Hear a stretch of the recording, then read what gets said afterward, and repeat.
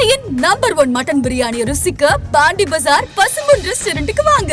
இனி பாண்டி பஜாரோட புதிய அடையாளம் பசும்பொன் தான். மதுரை உணவை சென்னையிலேயே ரசிக்கலாம்.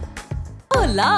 Your dream vacation to Hong Kong starts from rupees 74,999 only with GT Holidays, South India's #1 travel brand. இந்த ஓபிஎஸ் முதல்வராக பதவியேற்றதற்கு பின்னணியில் யார் இருந்தாங்க? சசிகலா இருந்தாங்களா அல்லது பாஜக இருந்ததா? ஜெயலலிதா அவர்கள் இறந்த பிறகு ஒரு தற்காலிகமாக தான் வச்சுக்க போகிறோம், அவங்க குடும்பம்லாம் சேர்ந்து முடிவெடுக்கிறார்கள். தினகரன், திவாகரன், நடராஜனுடைய தம்பிகள் மற்றும் அவங்க சசிகலா உறவினர்கள் எல்லோரும் சேர்ந்து எடுத்த முடிவு ஓபிஎஸ். அவங்க என்னென்னா ஒரு 2 மாதம் கழித்து நம்ம முதலமைச்சராக போகிறோன்னு சசிகலா நினைத்து கொண்டிருந்தார். ஆனால் சசிகலா மற்றும் தினகரன் இவர்கள் யாரும் இந்த கட்சியில் மேலே வரக்கூடாது என்று நினைத்தது யார்? ஓபிஎஸ்ஸா, எடப்பாடியா? ஒட்டுமொத்த அதிமுக அல்ல, பிஜேபி. ஜெயலலிதா இறந்த பிறகு முடிஞ்சு போய்விட்டது, இந்த கட்சியை கலைச்சிருக்கிட்டார். அதிமுக கலைச்சிட்டு எங்கள் கட்சியோட இணைஞ்சிருங்க, அப்போ தான் திமுக எதிர்க்க முடியும்னு சொன்னவர் அமித்ஷா. ஏன் எடப்பாடி பாஜக வெளியே வந்தார்? நம்ம புரியுது அவங்களுக்கு. பாஜக தாக்குதலிருந்து அதிமுகவை காப்பாற்றியவர் எடப்பாடி, மிகையே இல்லை. 2019 பாஜக கூட்டணி, 21 சட்டமன்ற தேர்தல் பாஜக கூட்டணி. இந்த பாஜக அதிமுக கூட்டணி முறிவுக்கு காரணம் அதிமுகவா இல்லை அண்ணாமலையா? முழுக்க அண்ணாமலை. அண்ணாமலையை தவிர்த்து வேறு ஒரு தலைவர் இருந்திருந்தால் கண்டிப்பாக கூட்டணி பிரிஞ்சிருக்காரு. ஓகே சார், எடப்பாடி கடைசி வரைக்கும் ஸ்டப்பனாக இருந்து ஓபிஎஸ்ஸை ஏற்றுக்கொள்ள மாட்டேன்னு சொன்னால் அது இன்னொரு பிளவுக்கு வழிவகுக்குமா? இன்னொரு பிளவு ஓபிஎஸ்ஸால் லாபம் கிடையாதுங்க. மீடியா மீடியா ஆளுங்கட்சி என்ன பண்ணும்? மீடியாவை பயன்படுத்தும், இந்த மாதிரி பிளவுன்னு பேசும். இதை தவிர்ப்பதற்காக ஓபிஎஸ் உள்ளே கொண்டு வந்துடுவது எடப்பாடிக்கு நல்லது. ஒரு 4-5 மாதம் 6 மாதம் ஆகலாம். அது வரைக்கும் எடப்பாடி விடாப்பிடியாக இருப்பார். ஏன்னா அவர் ஓபிஎஸ்ஸை வேறு வழி இல்லாமல் கதற விட்டு சேர்த்துக்கணும்னு நினைக்கிறார். இந்த இப்போ 8 பக்கம் அறிக்கை விட்டது, அப்புறம் அவர் என்ன பெரிய தலைவரா, மன்னிப்பு கடிதத்துக்கு அவருக்கு என்ன தகுதி இருக்குது, இதெல்லாம் இந்த ஸ்டேட்மெண்ட் ஓபிஎஸ் விட எடப்பாடி ஏறிக்கிட்டே தான் இருப்பார். தமிழின் மிக முக்கியமான செய்திகளையும் அரசியல் லெவல்களையும் உடனுக்குடன் தெரிந்து கொள்ள ஆதன் செயலியை டவுன்லோட் செய்யுங்கள். டவுன்லோட் செய்வதற்கான லிங்க் டிஸ்கிரிப்ஷனில் உள்ளது. ஆதன் தமிழ் நேயர்களுக்கு அன்பு வணக்கம். இன்று நம்மோடு மூத்த பத்திரிகையாளர் திருமிகு குபேந்திரன் அவர்கள் உள்ளார். வணக்கம் சார். வணக்கம். அதிமுகவில் ஒரு மிகப்பெரிய சலசலப்பு போயிட்டு இருக்கு. அந்த சலசலப்பையும் தாண்டி ஒரு சில வரலாற்று விஷயங்களை உங்ககிட்ட நான் கேட்கணும்னு நினைக்கிறேன் சார். குறிப்பாக செப்டம்பர் 22, 2016ஆம் ஆண்டு அப்போலோ ஹாஸ்பிட்டலில் அப்போதைய முதல்வர் ஜெயலலிதா அவர்கள் அட்மிட் ஆகுறாங்க. டிசம்பர் மாதம் இறந்து போகிறாங்க. அவர்கள் இறந்த பிறகு அன்று இரவே ஓபிஎஸ் முதல்வராக பதவியேற்கிறார். இந்த ஓபிஎஸ் முதல்வராக பதவியேற்றதற்கு பின்னணியில் யார் இருந்தாங்க? சசிகலா இருந்தாங்களா அல்லது பாஜக இருந்ததா? மீண்டும் முதலமைச்சராகிறார் ஜெயலலிதா இறந்த பிறகு அப்படின்னும் போது ஆப்ஷனே இல்லை. நீங்கள் அந்த நேரத்தில் சசிகலா அவர்கள் எடுத்த முடிவு தான் ஓபிஎஸ் மீண்டும் ஒரு கொஞ்சம் காலத்துக்கு வச்சுக்கலாம் அப்படின்னு அவங்க குடும்பம் எடுக்குது முடிவு. இன்னும் சொல்லப்போனால் அந்த முடிவு அப்படியே இருந்திருந்தால் பிரச்சனையே வேறு. நம்ம விவாதிக்கிறதுக்கு பல கருத்துக்கள், பல சலசலப்புகள் இல்லாமல் கூட போயிருக்கும். தொடக்கப்படி அதுதான். ஆமாம், எடப்பாடி என்ற ஒரு முதலமைச்சர் உருவாகி இருப்பாரா நமக்கு தெரியாது, இல்லை அதிமுக என்ற இயக்கம் இருந்திருக்குமா நமக்கு தெரியாது.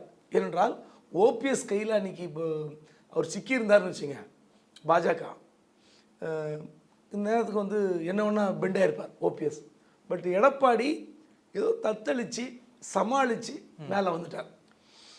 இந்த ஜெயலலிதா அவர்கள் இறந்த பிறகு அந்த இரவு ராத்திரி ஒரு தற்காலிகமாக தான் வச்சுக்க போகிறோம், அவங்க குடும்பம்லாம் சேர்ந்து முடிவெடுக்கிறார்கள்.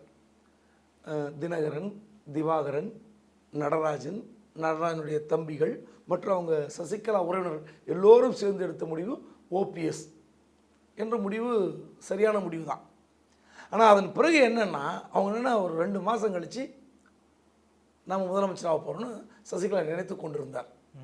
1 மாதம் 2 மாதம் கழித்து நம்ம எடுத்துக்கலாம். எங்கே போக போகிறார் ஓபிஎஸ்? சொன்ன இடத்துல கையெழுத்து போட போகிறார், ரிசைன் பண்ண போகிறார், பொதுச் செயலாளர், முதலமைச்சர் எல்லாம் தாங்க போகிறார். ஆனால் சசிகலா மற்றும் தினகரன் இவர்கள் யாரும் இந்த கட்சியில் மேலே வரக்கூடாது என்று நினைத்தது யார்? ஓபிஎஸ்ஸா, எடப்பாடியா? ஒட்டுமொத்த அதிமுக அல்ல, பிஜேபி.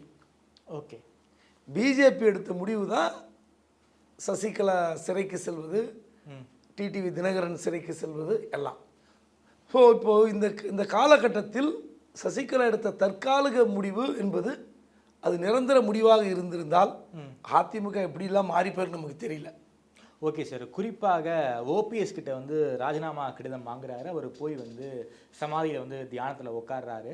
ஸோ சசிகலா அவர்கள் தான் முதல்வராக வரணும் அப்படிங்கிற ஒரு ஆசையின் காரணமாக தான் ராஜினாமாவை வந்து ஓபிஎஸ் கிட்ட இருந்து எழுதி வாங்குறாங்களா? அதுக்கப்புறம் வந்து சசிகலா முதல்வராக போகிறாங்கிற ஒரு பேச்சு இருக்கும்போது கவர்னர் இங்கே வரவே இல்லை. இதெல்லாம் வந்து பிஜேபி செஞ்ச பிளான் தானா? நிச்சயமாக முதல்ல சொன்னதான்.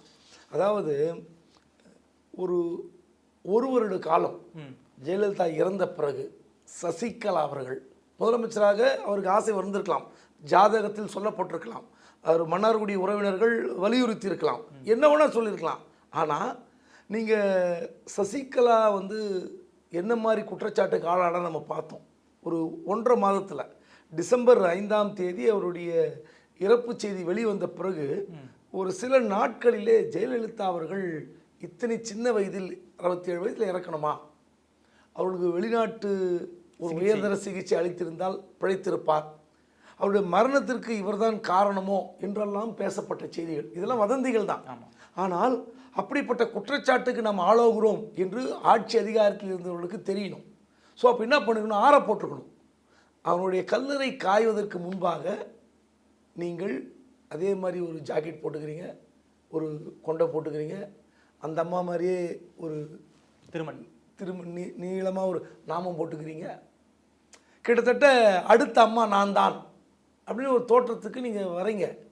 இதெல்லாம் எதுக்காக செய்யணும்? ஏன் இவ்வளோ அவசரம்? நீங்கள் எவ்வளோ சோகம், எத்தனை பெரிய இழப்பு, ஜெயலலிதா இழப்பு அந்த கட்சிக்கு. அப்படி இருக்கும்போது நீங்கள் உங்களுக்கு எவ்வளோ பிரச்சனைகள் இருக்குன்னு நீங்கள் உளவுத்துறை கேட்டிருக்கணும், உங்கள் பல இடத்துல ஆலோசிக்கணும். ஏதோ சும்மா போய் ஒரு நகை கடையில் நகை வாங்குற மாதிரி, மிட்டாய் கடையில் மிட்டாய் வாங்குற மாதிரி அப்படியே எக்ஸ்சேஞ்ச் பண்ண நினச்சது மிகப்பெரிய தவறு. இந்த தவறுடைய விளைவு தான் இத்தனை நடக்குது. ஸோ அன்னைக்கு தேதிக்கு ஒரு வருட காலம் அவர்கள் அமைதியாக இருந்திருந்தால், ஒரு வருட காலத்திற்கு ஓபிஎஸ்ஐ வைத்துக்கொண்டு ஆட்சி நடத்தியிருந்தால் கண்டிப்பாக வேறு சில நிகழ்வு நடந்திருக்கும். ஆனால் அந்த தாக்குதல்களை இவர்கள் சமாளிக்க தயாராக இருந்திருக்கும். ஏன்னா வம்பு வழக்கு, இத்தனை வழக்குகளை மீறி இந்த கட்சி எப்படி நிற்க போகிறது, பாஜக என்ன உடைக்க பார்த்தது, அதாவது அந்த கட்சியை கபலீகரம் செய்ய பார்த்தது. ஓகே, ஓபிஎஸ் தியானத்தில் உட்கார வைக்கிறதுக்கு பின்னாடி பாஜக வேலை பார்த்தாங்களா சார்? அது ஓப்பனாக பல இடத்துல குருமூர்த்தியை சொல்லியிருக்காருல மேடையில். ஃபோன் பண்ணார், ராஜினாமா பண்ண போகிறேன்னு சொன்னார். அந்த அம்மா இப்போ முதலமைச்சர் சொன்னார், நீங்களாம் ஆம்பளைங்களான்னு கேட்டேன், என்ன பண்ணுறதுன்னு கேட்டார். போய் நேராக போய் எங்கள் சமாதியில் உட்காரு, மற்ற நான் பார்த்துக்கிறேன்னு சொன்னேன் அப்படின்னு அவரே வெளிப்படையாக சொன்னார். அப்போ வேறு என்ன, பாஜக பிளான் தான். இந்த அதிமுக என்ற கட்சி கபலீகரம் செய்ய திட்டமிட்டு இருந்தது. இன்னும் சொல்ல போனால் அமித்ஷா சொன்ன வார்த்தை, அதாவது இந்த ஓபிஎஸ் கலவரம் எல்லாம் முடிந்த பிறகு எடப்பாடி கொஞ்ச நாள் கழித்து அங்கே டெல்லியில் பார்க்கும்போது திமுகவை எதிர்ப்பதற்கு என்ற ஒரு இயக்கம் அதிமுக அப்படின்ற இது வந்து ஜெயலலிதா இறந்த பிறகு முடிஞ்சு போய்விட்டது, இந்த கட்சியை கலைச்சிருக்கின்றார். ஓ, அதிமுக கலைக்க சொன்னாரா? கலைச்சிட்டு எங்கள் கட்சியோட இணைஞ்சிருங்க, அப்படி இணைச்சிடலாம், அப்போ தான் திமுக எதிர்க்க முடியும்னு சொன்னவர் அமித்ஷா. ஏன் எடப்பாடி பாஜகலேருந்து வெளியே வந்தார் இப்போ புரியுது அவங்களுக்கு? எவ்வளோ பெரிய இயக்கம், அந்த இயக்கத்தை ஒரு 50 ஆண்டு காலமாக ஆட்சி நடத்திய இயக்கத்தை பாஜக என்ன நினைத்தது, அப்படியே ஒட்டுமொத்தமாக சாப்பிட நினைத்தது. அதை தான் அண்ணாமலை நீ செஞ்சிட்ருக்கார், நாளைக்கு அதான் செய்ய போகிறாங்க. கண்டிப்பாக அதிமுக என்ற இயக்கத்தை எப்படியாவது போட்டு பார்ப்பாங்க. ஏன்னா திமுக என்ற ஒரு இயக்கத்தால் தான் நம்ம பாஜக கால் ஊன்ற முடியவில்லை. அதனால் ஒரு வழி இல்லை, எப்படியோ அதிமுக தூக்கி போகணும். ஆனால் இது அப்படியே 4 வருஷம் அதிகாரத்தை காப்பாற்றிக் கொள்வதற்காக எடப்பாடி தத்தளித்து கொண்டிருந்தார். ஓகே, எந்த கட்டத்தில் வெளியே வருவது என்பது தெரியல. ஏன்னா பாருங்கள், நீங்கள் ஓபிஎஸ் தான் கையில் எடுத்துக்கிட்டாங்க ஆரம்பத்தில் இருந்து. இபிஎஸ் எடுக்க முடியல. அந்த வகையில் வந்து இந்த கட்சியை காப்பாற்றியது இபிஎஸ். அதனால் அந்த ஜெயலலிதா இறப்புக்கு பிறகு நடந்த விஷயங்கள் அனைத்தும் பாஜக செய்த பிளான் தான் சார். இந்த ஹைப்போதிசிஸ், இந்த கேள்வி வந்து ரொம்ப அதீதமான ஒரு கேள்வியாக கூட இருக்கலாம் சார். ஒருவேளை சசிகலா அவர்கள் ஓபிஎஸ் வந்து ராஜினாமா பண்ண சொல்லாமல் இருந்திருந்தால் இந்நேரம் அதிமுக காணாமல் போயிருக்குமா, கரைஞ்சு போயிருக்குமா சார்? அதே ஓபிஎஸ் கிட்ட அந்த முதல்வர் பதவி இருந்திருந்தால் அதிமுக இன்னைக்கு இருந்திருக்குமா சார்? அதாவது என்ன பண்ணியிருப்பாங்கன்னா அதே தான் நடந்திருக்கும். சசிகலா அவர்கள் பின்னாடி இருந்து இயக்குவராக அவர் அந்த காட்சி வந்து ரொம்ப பெரிதாக விவாதிக்கப்பட்டிருக்கும். இந்தியா ஃபுல்லாக எதிரொலித்திருக்கும். இவர் என்ன பண்ணியிருப்பார், ஃபைல் எடுத்துக்கிட்டு டெய்லி பாய்ஸ் கார்டு போயிருப்பார். இங்கே மாறி மாறி இந்த காட்சியெல்லாம் மீடியாக்கெல்லாம் கடுமை விமர்சிக்கப்பட்டிருக்கும். ஒரு முதலமைச்சராக செயல்படவில்லை, உள்ளே இருந்து இயக்குகிறார், எப்படி ஜெயலலிதாவை இயக்கிறாரோ அதே மாதிரி ஓபிஎஸ் இயக்குகிறார், இப்படிலாம் பேச்சுகள் வந்திருக்கும். இன்னும் பல தவறான முன்னுதாரணங்கள் நடந்திருக்கலாம். ஆனால் அது நடப்பதற்கு நமக்கு வாய்ப்பு இல்லை. ஒன்று. ரெண்டாவது, ஒரு கட்டத்தில் ஓபிஎஸ் வந்து டக்குன்னு பிஜேபி கையில் எடுத்துக்கொண்டு அவர்கள் இதே தான் திரும்ப சசிகலாவுக்கு எதிரான வழக்கு, டிடிக்கு எதிரான வழக்கெல்லாம் சிக்க வச்சுருப்பாங்க. ஏற்கனவே பல வழக்குகள் அவங்க சிக்கியிருந்தாங்க. ஸோ ஓபிஎஸ் கண்டிப்பாக வந்து பிஜேபியோட போய் ஐக்கியமாயிட்டிருப்பார். ஆனால் அது தவிர்க்கப்பட்டது. அதான் எது நடக்க வேண்டுமோ அது நன்றாக நடந்ததுன்னு ஒரு கீதையில் சொல்கிறாங்களே, நான் கீதையை ஃபாலோ பண்ணுறோம்ல, அந்த வசனத்தை ரொம்ப ரசிக்கிறேன், அவ்வளோதான். அது நடந்துருச்சு. அந்த வகையில் இந்த ஒரு பிரச்சனைகள், சசிகலா சிறைக்கு சென்றது, டிடிவி வந்து திகார் சிறைக்கு சென்றது, அதன் பிறகு எடப்பாடி வீறு கொண்டு எழுந்தது, அதெல்லாமே வந்து ஒரு காலத்தின் வந்து கட்டாயமாகத்தான் பார்க்க வேண்டியிருக்கு. ஓகே சார், சிறைக்கு போவதற்கு முன்னாடி கூவத்தூரில் ஒரு மிகப்பெரிய கூட்டம், ஓபிஎஸ் ராஜினாமா பண்ண சொல்லிட்டாங்க, திறமை யுத்தம் பண்ணுறாரு, அவருக்கு பின்னாடி ஒரு சில எம்எல்ஏக்கள் இருக்காங்க. கூவத்தூரில் என்னதான் சார் நடந்துச்சு, எப்படி அந்த முதல்வர் பதவி என்பது எடப்பாடி கிட்ட போச்சு? அதாவது 2011 இந்த ஆட்சி வந்த பிறகு நான் ஏற்கனவே உங்ககிட்ட சொல்லியிருப்பேன். அதாவது பார்ட்டி ஃபண்டு வசூல் பண்ணுறதுக்குன்னு ஒரு எப்போவுமே யாராவது ஒருத்தர் ஃபிக்ஸ் பண்ணுவாங்க.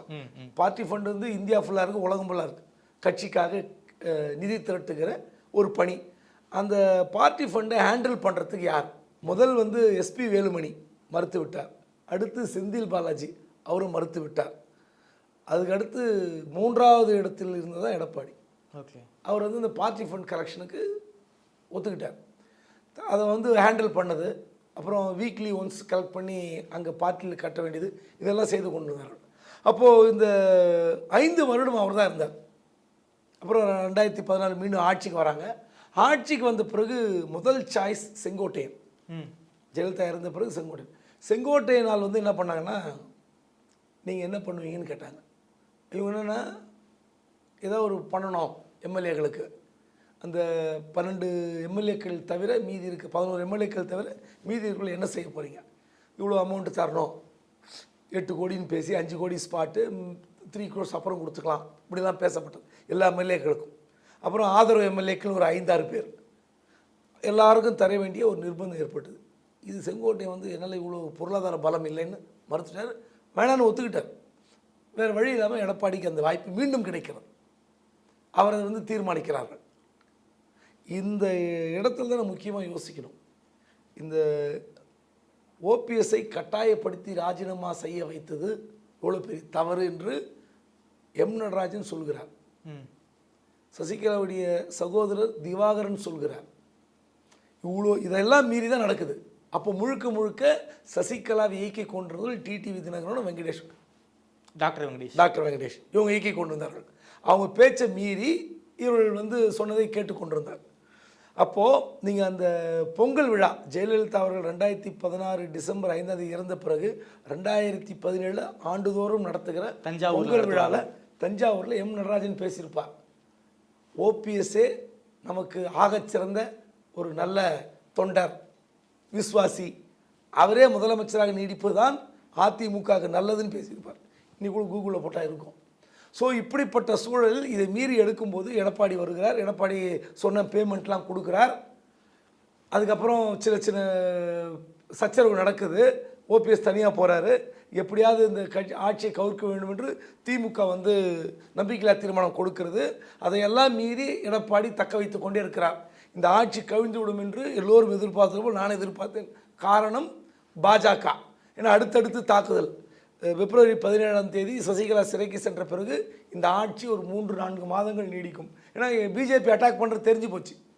அதன் பிறகு டிடிவி தினகரன், அதையெல்லாம் மீறி எடப்பாடி சமாளித்து விட்டார். ஓகே சார், பாஜக தாக்குதலிருந்து அதிமுகவை காப்பாற்றியவர் எடப்பாடி, மிகையே இல்லை. சசிகலாவுடைய சாய்ஸ் செங்கோட்டைன்னு சொல்றீங்க. செங்கோட்டையினால அஃபோர்ட் பண்ண முடியாதன் காரணமாக இபிஎஸ் அவர்கள் அஃபோர்ட் பண்றாரு. குறிப்பாக அந்த முதல்வர் பதவியை சசிகலா தான் எடப்பாடி கிட்ட கொடுக்குறாங்க. ஒரு கட்டத்தில் எடப்பாடி அவர்கள் சசிகலாவை எதிர்க்க துணிஞ்சு பொதுக்குழுவை கூட்டி கட்சியை விட்டு நீக்கிறாரு. சசிகலாவுக்கும் எடப்பாடிக்கு எந்த இடத்துல சார் முரண் உண்டாகுது? அதாவது நம்ம சொன்னோம்ல, ஜெயலலிதா அவர்கள் இறப்புக்கு காரணமாக இவர்கள் இருக்கிறார்கள் அப்படின்ற அந்த பேச்சு தமிழ்நாடு முழுவதும் எதிரொலித்தது. இவர்களால் தான் ஜெயலலிதா அவர்கள் இறந்து விட்டார்கள் என்ற பேச்சு வந்து சாதாரணமல்ல. அதாவது அந்த அஞ்சலி போஸ்டர் தமிழ்நாடு ஃபுல்லாக ஒட்டப்பட்ட போது ஜெயலலிதாவுடன் சசிகலா படம் வைக்கப்பட்டிருந்தது. அந்த சசிகலாவுடைய கண்ணை வந்து போஸ்டரில் குத்திருப்பாங்க மக்கள். அதாவது அதிமுக தொண்டர்கள் அனுதாபிகள்லாம் பார்த்தீங்கன்னா சசிகலாவுடைய கண்ணை வந்து போஸ்டரில் கண்ணை வந்து குச்சி வச்சு குத்திருப்பாங்க. அந்த இடத்துல ஓட்ட போட்டிருப்பாங்க. அந்த அளவுக்கு வெறுப்புணர்ச்சி ஏற்படுதுல உளவுத்துறையில் கொடுக்கப்பட்ட செய்தி அவங்களுக்கு. அப்போது வேறு வழி இல்லை, இவங்களுக்கு என்ன இது எப்படி சமாளிப்பது என்பது தெரியாமல் தான் இருந்தாங்க. ஆனால் அவங்க சிறைக்கு சென்று விட்டார், டிடிவி சிறைக்கு சென்று விட்டார். பிஜேபி ஒரு கட்டத்தில் இந்த கட்சியை உடைக்க முடியல. ஓபிஎஸ்க்கு சான்ஸ் கொடுத்து பார்த்தாங்க. ஓபிஎஸ்ஸால் 60-70 எம்எல்ஏக்கள் இழுத்து இந்த ஆட்சியை கலைத்து விட வேண்டும் என்று முயற்சி பண்ணார்கள். முடியவில்லை. 11 பேர் தான் வந்தாங்க. சரி, எடப்பாடி கிட்டே இவ்வளோ பேர் இருக்காங்க, ஆட்சி அதிகாரம். இந்த ஆட்சியை வந்து தவற விட்டால் நமக்கு எம்எல்ஏ பதவி போய்விடும். ஏன்னா ஆட்சி வந்து 6 மாதத்தில் நடக்குது. இதெல்லாம் பார்த்து எல்லாம் எடப்பாடி கையை ஆதரித்து விட்டார்கள். ஏன்னா அதற்கான பணமும் போய் சேர்ந்து விட்டது. ஸோ பணம் கொடுத்த பிறகு எல்லோரும் எடப்பாடி ஆதரித்தார்கள், எம்எல்ஏக்கள். ஆமாம். இப்படி இருக்கும்போது பாஜக ஒரு கட்டத்தில் என்ன பண்ணிட்டாங்க, சரி ரைட்டு இவர் கொஞ்ச நாள் ஓட்டி வைப்போம் அப்படின்னு ஓட்டிக்கிட்டு இருந்தாங்க. அப்போ சொல்லப்பட்ட செய்தி தான், இனிமேல் வந்து அவர்களை ஒதுக்கி விடுங்க. ஏன்னா பாஜகவுடைய எதிரிகளாக சசிகலாவும் தினகரனும் கருதப்பட்டார்கள். அதை புரிஞ்சுக்கிட்டார். அப்போ அந்த காலகட்டங்களில் சசிகலாவும் டிடிவியும் பாஜக எதிர்ப்பில் உறுதியாக இருந்தாங்களா சார்? அவங்க எதிர்ப்பு இருந்தாங்க. அது வெளியே வந்த பிறகு கூட சொன்னார்ல, என் வாழ்நாள் முழுவதும் பாஜகவுடன் கூட்டணி வைக்க மாட்டேன்னு பேட்டி கொடுத்தார் டிடிவி.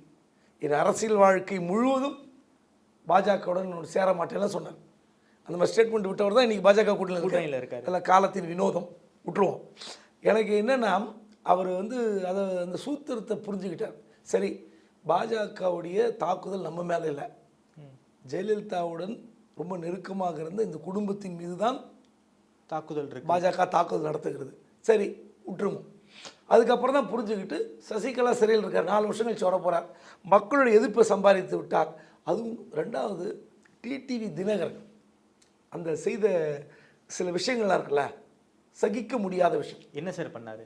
அதாவது சசிகலா அந்த ஒரு ஓபிஎஸ்ஸை வெளியே தன்ன பிறகு எடப்பாடி முதலமைச்சர், தமிழ்நாட்டுடைய முதலமைச்சராக எடப்பாடி பழனிசாமி என்று அறிவிக்கப்பட்ட பிறகு அவர் பார்ட்டி ஆஃபீஸுக்கு கார் எடுத்துன்னு வருவார். யார்? எடப்பாடி. அதிமுகவுடைய தலைமை கழகத்துக்கு வரும்போது அவருடைய கார் வெளியே நிற்கும். வெளியே நிறுத்தப்பட வேண்டும் என்று உத்தரவு. சசிகலா கார் உள்ள வரும், டிடிவி தினகரன் கார் உள்ள வரும். 2 கார் மட்டும்தான் லாய்ட்ஸ் ரோல பார்ட்டி ஆஃபீஸில் அனுமதி. முதலமைச்சருடைய கார். நீங்கள் மற்ற 2 பேரும் செக்யூரிட்டி ஜோனில் வரமாட்டாங்க. ஆமாம், செக்யூரிட்டி யாருக்கு கொடுக்கப்படும்? முதலமைச்சருக்கு தான். அந்த முதலமைச்சருடைய கார் வெளியே நிற்கும். உள்ளே வரக்கூடாது என்ற உத்தரவு. நீங்கள் கூட செக் பண்ணீங்க. இது எடுத்துன்னு போயிட்டு நீங்கள் 2017 ஜனவரி பிப்ரவரிக்கு அப்புறம் நீங்கள் பாருங்கள். அதாவது ஓபிஎஸ் போன பிறகு டிடிவி தினகரன் சிறையில் செல்லும் வரை டிடிவி தினகரன் கார் மட்டும் தான் உள்ளே இருக்கும். கட்சி அவர் தான் துணை பொதுச் செயலர் நடத்துவார். கார் வெளியே இருக்கும். இது ஒரு சம்பவம். அடுத்த சம்பவம், அவர் வீட்டுக்கு போவார் எடப்பாடி பழனிசாமி. எங்கே? கற்பகம் கார்டன்ஸுக்கு. ஆமாம். பெசன்ட் நகர் போகும்போது அங்கே வந்து நீங்கள் தான் பதவி கொடுத்தீங்க, அது அவர் புரிஞ்சுக்கிட்டார். அதுக்காக உங்களை பார்க்க வரார். துணை பொதுச் செயலாளரை, தன்னை விட வயது இளையவரான டிடிவி தினகரன் வீடு தேடி வரார் முதலமைச்சர். இங்கே ஒரு சம்பவம் என்னென்னா, இவர் பல நாட்கள் போகிறார். எப்படி நடத்தப்பட்டார் என்ற செய்தி நமக்கு யாருக்கும் தெரியாது. ஒரு நாள் சரத்குமார் உள்ளே இருக்கார். நடிகர் சரத்குமார் டிடி தினகரன் சந்திக்கிறார். அந்த சந்திக்கும் போது பழனிசாமி அவர்கள் உள்ளே வருகிறார். உள்ளே வந்த பிறகு என்ன பண்ணுவார்? முதலமைச்சர், இந்த நாட்டுடைய முதலமைச்சர், உங்களுக்கு எப்படி ஒன்றா இருக்கலாம், அவர் உங்கள் கட்சியில் அவர் கடைநிலை தொண்டராக கூட இருக்கலாம். நீங்கள் முதலமைச்சரான பிறகு அவர் வீட்டு வாசலில் உட்கார வச்சுருந்தாங்க. டிடிவியுடைய ஒரு காரிடார் பக்கத்தில் ஒரு திண்ணை இருக்கும். அவர் தனியாக ஒரு லெஃப்டில் ஒரு ரூமில் பிரத்யேகமாக சரத்குமார் அவர்கள் சந்தித்து கொண்டிருக்கிறார். சரத்குமார் யார்? ஒரு நடிகர். அவர் எத்தனை எம்எல்ஏ வச்சுருக்காரு? ஒரு எம்எல்ஏ. எவ்வளோ பெரிய தொண்டர்? பெரிய மிக தமிழ்நாட்டினுடைய அகில இந்திய கட்சி தலைவர் அவர், இல்லை தமிழ்நாட்டில் ஒரு 90 எம்எல்ஏக்கள் 60 எம்எல்ஏக்கள் 50 எம்எல்ஏக்கள் இதை வச்சுருக்காரா? இல்லை, இவர் தனியாக கூட உட்கார வைக்கல, கும்பலாக உட்காந்துருந்தாங்க. போர்ட்டிக்குள்ளே உட்காந்துருக்காரு. அது ஒரு அவமானம். முதல்ல காரில் உள்ள, ரெண்டாவது அவமானம். மூணாவது உள்ளே வந்து டிடி தினகரன் பேசும்போது ஒவ்வொரு இதையும் குத்தி குத்தி பேசி கொண்டிருந்தார். அதில் குதித்து எழுந்தவர் தான் எஸ்பி வேலுமணி. நீங்கள் என்ன கேள்வி கேட்குறீங்க, உங்கள் துறையில் சரியில்லை, அது சரியில்லை, இது சரியில்லைன்னு சொல்லும்போது வெடித்து கிளம்பியவர் எஸ்பி வேலுமணி. அந்த சம்பவத்துக்கு பிறகு தான் டிடி தினகரனை தூக்கி போடுவதற்கு இவர்கள் தயாரானார்கள். அதன் பிறகு கைது எல்லாம் ஓகே. அதனால் நீங்கள் உங்கள் ஆஃபீஸில் உங்கள் ஓனர் இருப்பார், அவர் தான் பணம் செலவு பண்ணி வச்சுருப்பார், சம்பளம் கொடுப்பார். உங்களை எம்டி ஆக்கிட்ட பிறகு நீங்கள் பாஸ் ரூமில் வரும்போது வெளியே உட்கார வைக்கிறது, வெளியே நிற்க வைக்கிறது அப்படின்னா உங்கள் மற்ற எம்ப்ளாயி உங்களை எப்படி மதிப்பாங்க? நீங்கள் இந்த கம்பெனி பொறுத்தவரை நீங்கள் எம்டி. ஆமாம். மேனேஜிங் டைரக்டர் வந்து ஒரு முதலாளி ரூமுக்கு வரும்போது பியூன் மாதிரி வெளியே நிற்க வச்சுருந்தா அலுவலகத்தில் உங்களுக்கு என்ன மரியாதை இருக்கும்? அப்படி நடத்தப்பட்ட எடப்பாடி. ஸோ இதெல்லாம் இந்த விளைவுகள் தான் ஒட்டுமொத்த அதிமுக நிர்வாகிகள் முன்னணி தலைவர்களும் ஒரு திட்டத்துக்கு வந்தாங்க. 30 வருஷம் கஷ்டப்பட்டுட்டோம், காலில் விழுந்தோம், முறவாசல் செய்தோம், சம்பாதிப்பதில் சில பகுதிகளை கொடுத்தோம், பல பகுதிகளை இழந்தோம். இவர்கள் குறுநில மன்னர்களாக திருச்சிக்கு ஒருத்தர், கோயம்புத்தூருக்கு ஒருத்தர், வட மாவட்டத்துக்கு ஒருத்தர், தென் மாவட்டத்துக்கு இவங்க ஆட்கள் நியமிக்கப்பட்டு விட்டு திரைக்கு பின்னால் இருந்து கொண்டு நம்மளை இயக்கி கொண்டான கோபம் வெடித்து கிளம்பியது. ஜெயலலிதாவுக்கு கட்டுப்பட்டது வேறு, இவர்கள் ஏன் கட்டுப்பட வேண்டும் என்று கிளம்பியவர்கள் தான். முடிஞ்சு போச்சு. மன்னார்குடி சகாப்தம் அன்னையோடு முடிஞ்சு போச்சு. அதுக்கப்புறம் டேக் ஓவர் பண்ணிக்கிட்டார், முழுக்க டேக் ஓவர் பண்ணிக்கிட்டார். அதுதான் எடப்பாடியுடைய சாமர்த்தியம், ஒரு நல்ல அரசியல்வாதிக்கான அழகு தான். அதுக்கப்புறம் வெளியே போன ஓபிஎஸ் எப்படி சார் உள்ளே வந்தார்? அதுலேயும் பிஜேபி ஹேண்ட் இருக்கா? கவர்னர் 2 பேரையும் சேர்த்து வைக்கிறாரு, அதுக்கு பின்னாடி பாஜக ஹேண்ட் இருக்குது தானே? 2017 ஆகஸ்ட் மாதம் நினைக்கிறேன், வித்யாசாகர் ராவ். ஆமாம், அவர் என்ன பண்ணுறாரு, ஓபிஎஸ் வந்து அதிமுக ஒரு ஊழல் செய்கிறது ஒரு பட்டியல் எடுத்துக்கொண்டு போய் ஒரு ஆர்ப்பாட்டம் பண்ணுறதுக்கு புகார் தரத்துக்கு தயாராக அதிமுக என்னெல்லாம் நடக்குதுன்னு. தன்னை சேர்த்து கொள்ள மாட்டார்கள், ஒதுக்குகிறார்கள். அதாவது நான் சரண்டர் ஆகிறேன், இப்போ எப்படி ஓபிஎஸ் சரண்டர் ஆகிறதுக்கு தயாராக இருக்கிறாரோ அதே மாதிரி அப்போது சரண்டர் தயாராக இருக்கும்போது இவர்கள் சேர்த்துக்கொள்ள மறுத்து கொண்டிருந்தார்கள். யார்? எடப்பாடி. என்னென்னா அவர் வந்தால் த்ரெட் இருக்குது, ஓபிஎஸோட கை பார்த்தார். ஓபிஎஸ் வந்து பாஜகவுடைய பிடியில் இருப்பார், நம்ம இன்னும் சிக்கலாகணும். கடைசியில் வேறு வழி இல்லாமல் ஆகஸ்ட் மாதம் ஆர்ப்பாட்டத்துக்கும் புகார தயாராகிறார். திடீரென்று எங்கேருந்தோ ஒரு வந்த உத்தரவு பாஜகலேருந்து, 2 பேரும் ஒன்று சேர்ந்துருங்க. கவர்னர் ஆஃபீஸில் புகார் தர்றாரு, ஆர்ப்பாட்டம் பண்ணுறாரு.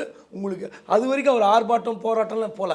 ஓபிஎஸ் முதல் முறையாக அதிமுக எதிராக அவர் கிளம்புகிறாருன்னு அதை கொஞ்சம் அமைக்கப்பட முடிக்கணும்னு முடித்து உள்ளே வந்தவர் தான் ஆகஸ்ட் மாதம். அதுக்கப்புறம் ஒருங்கிணைப்பாளர் என்ற பதவி கேட்டு வாங்கினார், துணை முதலமைச்சர், வீட்டு வசதித்துறை, நிதித்துறை எல்லாம் கேட்டு வாங்கிட்டார்.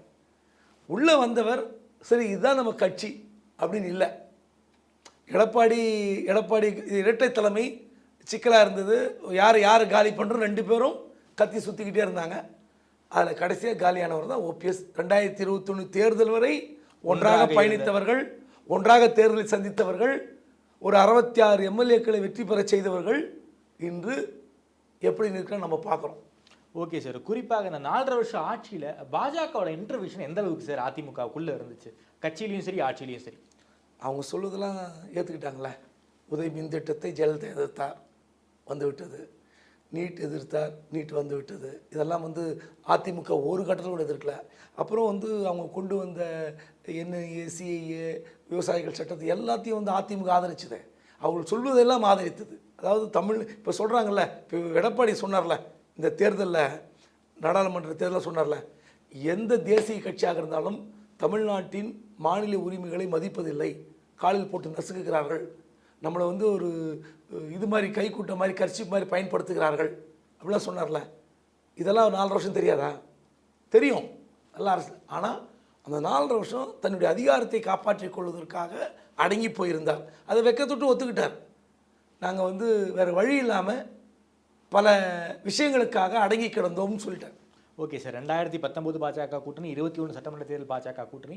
இந்த பாஜக அதிமுக கூட்டணி முறிவுக்கு காரணம் அதிமுகவா இல்லை அண்ணாமலையா? முழுக்க அண்ணாமலை. அதாவது அமித்ஷா அன்னைக்கு சொன்னது 2021 எல்லாரும் ஒன்றா இருந்தாலும் தான் ஜெயிக்க முடியும்னு அமித்ஷாவே சொன்னார். அது வேற, கட்சியை கலைச்சிட்டு இணைஞ்சிருக்குன்னு சொன்னது ஒன்று.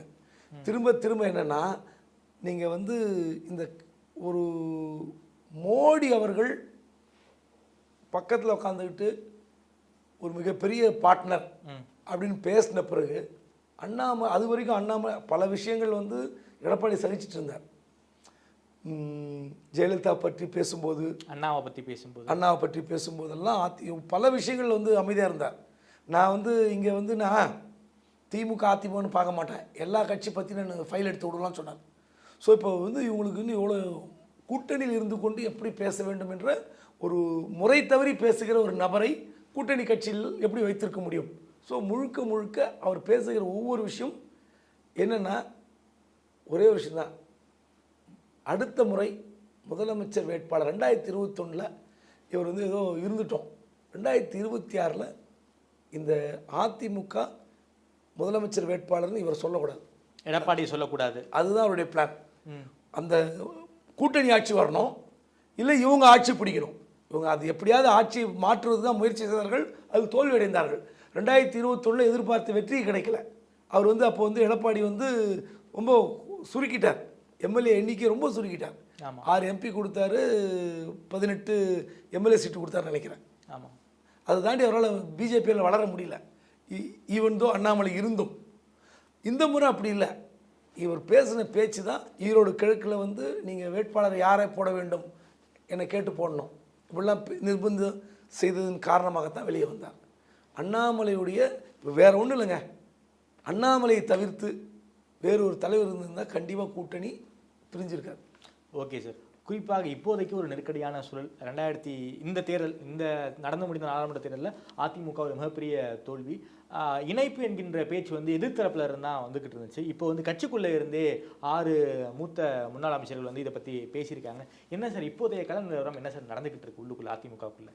இல்லை, இணைப்புன்ற வார்த்தை சரியான வார்த்தை இல்லை. இப்போ எங்கே இன்னொரு கட்சி தான் இருக்கா? பிளவு கிடையாது, பிளவும் கிடையாது, இணைப்பும் கிடையாது.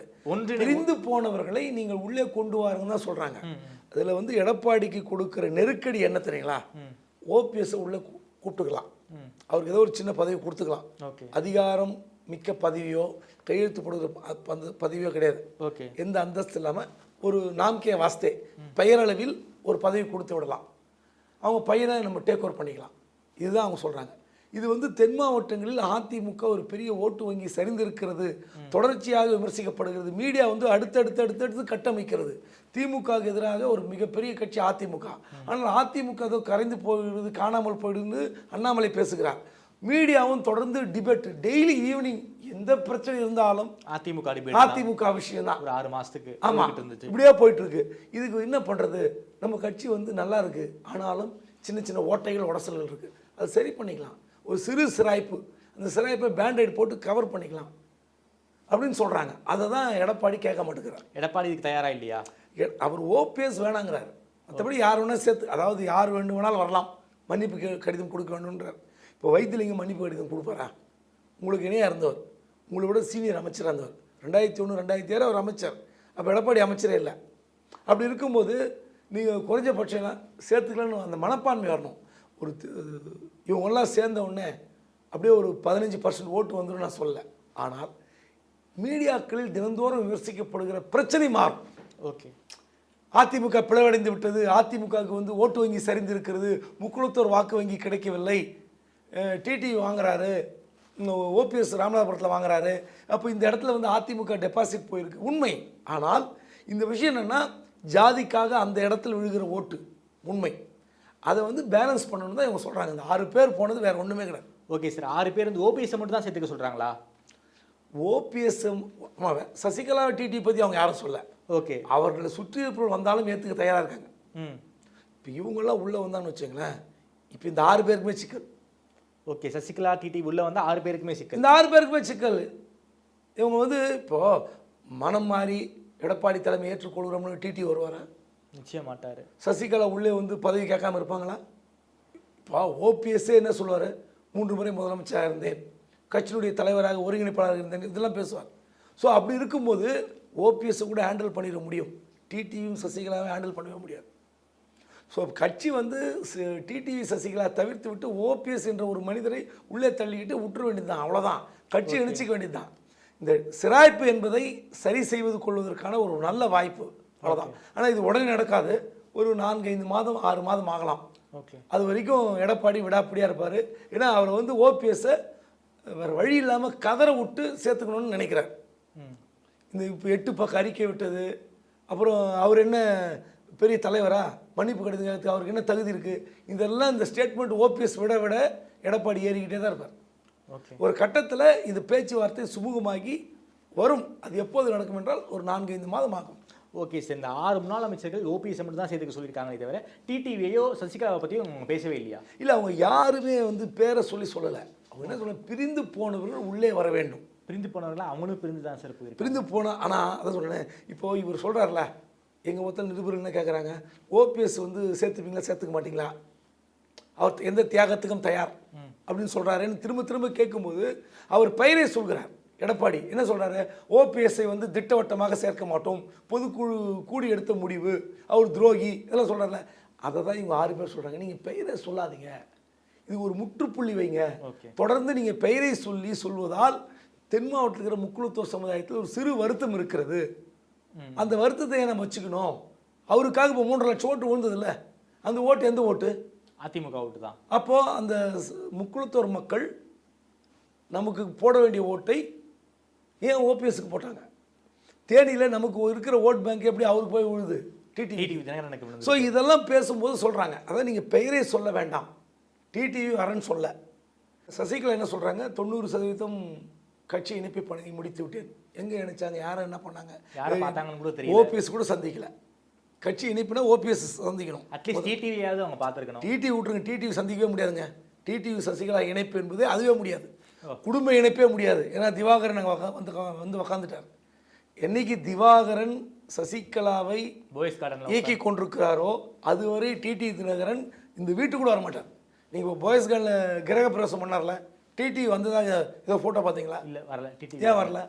அப்போது உங்களால் உருவாக்கப்பட்டவர் தான் டிடிவி தினகரன். ஓகே, இந்த இயக்கத்தை நடத்தி கொண்டு தலைவர் பதவி சசிகலாவாக வைத்திருக்கிறேன் என்று சொன்னவர் டிடிவி தினகரன். நீங்கள் டிடிவி தினகரனே சேர்த்துக்க முடியல, அந்த இயக்கத்தையும் நீங்கள் எடுத்துக்க முடியல. அப்படி இருக்கும்போது என்ன பிரச்சனை? திவாகரன் தினகரன் இந்த 2 துருவங்கள் இருக்கிற வரை சசிகலாவுக்கு இந்த நிலைமை தான். சசிகலா டிடிவி நினைப்பு சாத்தியம் கிடையாது. அது விட்டுருவோம்.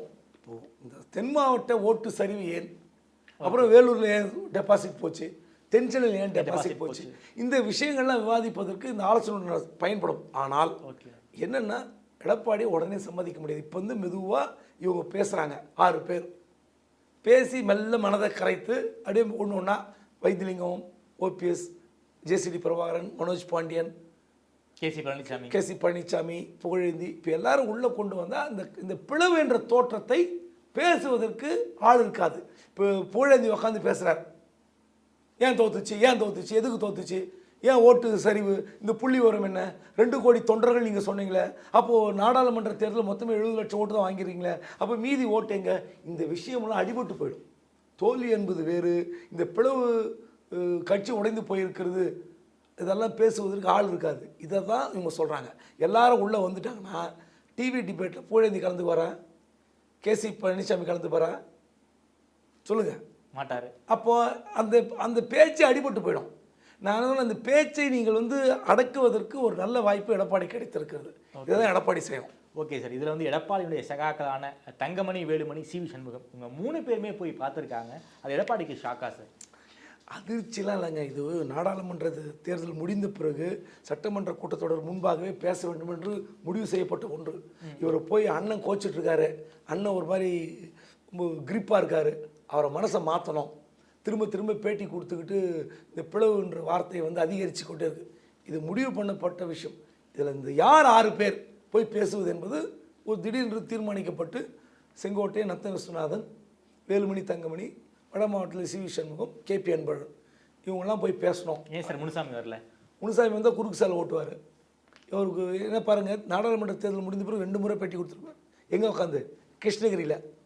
ஓபிஎஸ் இணைப்புக்கு என்பது தேவையே இல்லை, அவர் ஒரு நம்பிக்கை துரோகிலாம் பேசியிருப்பார். ஓகே. கேபி முனுசாமி இங்கே ஜெயக்குமார் ஒரே டோனில் இருக்காங்க போல இருக்கே. இல்லை, அவர் அதாவது ஒரு 5-6 பேர் பேசுவாங்க. ஆர்பி உதயகுமார், ஜெயக்குமார், முனுசாமி, இவங்கெல்லாம் யார் எடப்பாடியோட மனசாட்சி போல் பேசுவாங்க. உண்மைதான், பொதுச் செயலாளர் சொல்கிறத பேச வேண்டியது தான். ஆனால் அதை தான் தடுக்க பார்க்கிறார்கள், வேறு ஒன்றுமே கிடையாது. இந்த 6 பேர் பேசுகிறது நாளைக்கு எல்லோரும் பேசுவாங்க. எப்படியும் இந்த 19ஆம் தேதி வரை நடக்கிற ஆலோசனை கூட்டம் முடிந்த பிறகு ஒரு மாவட்ட செயலாளர் கூட்டமோ இல்லை பொதுக்குழு கூட்டமோ நடக்கும். அதில் பேசி ஒரு தீர்மானம் போட்டு இவங்களெல்லாம் உள்ளே கொண்டு வருவதற்கு அதிக வாய்ப்பு இருப்பதாக நான் நம்புகிறேன்.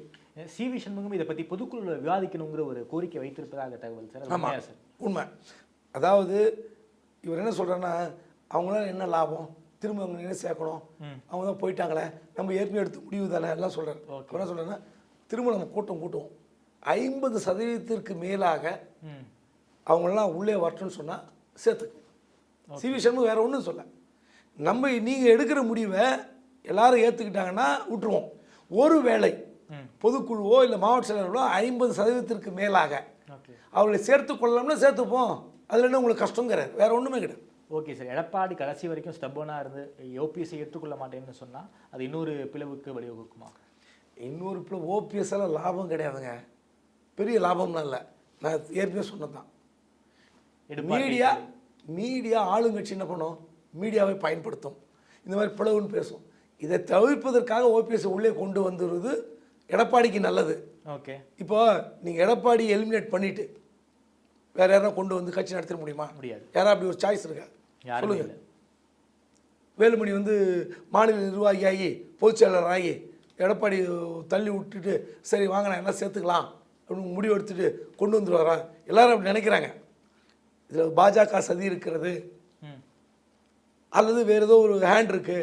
ஓகே, எடப்பாடியை வந்து ஒதுக்கி வைத்து விட்டு நிச்சயமாக எடப்பாடி பொறுத்தவரை அவரும் வந்து ஒரு பெரிய நிர்வாகியாக உள்ள வரல, எல்லாம் தெரிந்து உள்ள வரல.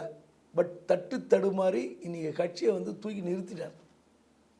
அவரை ஒதுக்கி வைத்து விட்டு நீங்கள் வேறு ஒருத்தரை கொண்டு வந்து அந்த இடத்துல உட்கார வச்சு கட்சி நடத்துறது என்பது ரொம்ப கஷ்டம். அதாவது நினச்சி பார்க்க முடியாத சம்பவங்கள் நடந்துடும். ஓகே சார், 6 பேர் சேர்ந்து பூனைக்கு மணி கட்டியிருக்காங்க சார். எடப்பாடியினுடைய மனதில் மாற்றம் வரும்னு நீங்கள் நினைக்கிறீங்களா? நிச்சயமாக வரும். பட் நாளைக்கு வராது, அடுத்த வாரம் வராது, அடுத்த மாதம் வராது. நான் சொன்னது தான், 4-5 மாதங்களில் நிச்சயம் இந்த மாற்றம். ஏன்னா அடுத்தடுத்து இப்போ ஜெயக்குமார் நேற்று தேவையில்லாத ஒரு வார்த்தையை விடுறார். இந்த 6 பேர் பேசுனது பிறகு அவர்கள் 3 பேரும் ரத்தம் குடிக்கும் அட்டைகள்ன்றார். நான் கேட்குறேன், இப்படி ஒரு பேச்சு நடக்குது, நீங்கள் ஒரு கவுண்டர் கொடுக்குறீங்க, திரும்ப தேவையில்லாத ஒரு பிரச்சனை வரும். இப்போது அந்த பிளவு என்பதை தடுப்பதற்காக தான் இந்த ட்ரீட்மெண்ட்டே நடத்துகிறாங்க. அப்போது ட்ரீட்மெண்ட் போயிட்டு இருக்கும்போது திரும்ப நீங்கள் வந்து நீங்களே ரத்தத்தை கீசிங்கன்னு பாருங்கள் எனக்கு காயம் இருக்குது அவர் அடித்தாருன்னு போய் சொல்கிறது சரியாக இருக்குமா? இது வந்து ஜெயக்குமாரை எடப்பாடி பேசவே தவறு. எடப்பாடி கோபமாக இருக்கார், பிடிவாதமாக இருக்காருன்னு நானும் புரிஞ்சுக்கிறேன், இதுதான் விஷயம். ஆனால் இது சரியாக வராது, போக போக பாருங்கள். இது எடப்பாடிக்கு எதிராக ஒரு கலக குரலாக வெடிக்கும் இல்லை, அவருக்கு அழுத்தம் அதிகரிக்கும். ஓகே, யார் வந்து வெளியே பேட்டி கொடுத்தா அவருக்கு தான் அசிங்கம், அதனால் அழுத்தம் வந்து இன்னும் அதிகரிக்கும். ரொம்ப நன்றி சார். அதிமுகவில் நிலவக்கூடிய இந்த பிரச்சனையை பற்றி ரொம்ப விரிவாக பேசியிருக்கீங்க. வரலாறு தொட்டு எடப்பாடியுடைய எடப்பாடிக்கு எதிராக இவங்க யாரும் கலகக்குரல் எழுப்ப மாட்டாங்க, அது ரொம்ப ரொம்ப லேட்டாக தான் நடக்க வாய்ப்பு இருக்குது, இணைப்புங்கிறது சாத்தியங்கிற மாதிரி நீங்கள் பேசியிருக்கீங்க. நேரம் கொடுத்து பேசியமைக்கு நன்றி குவேந்தன் சார். நன்றி.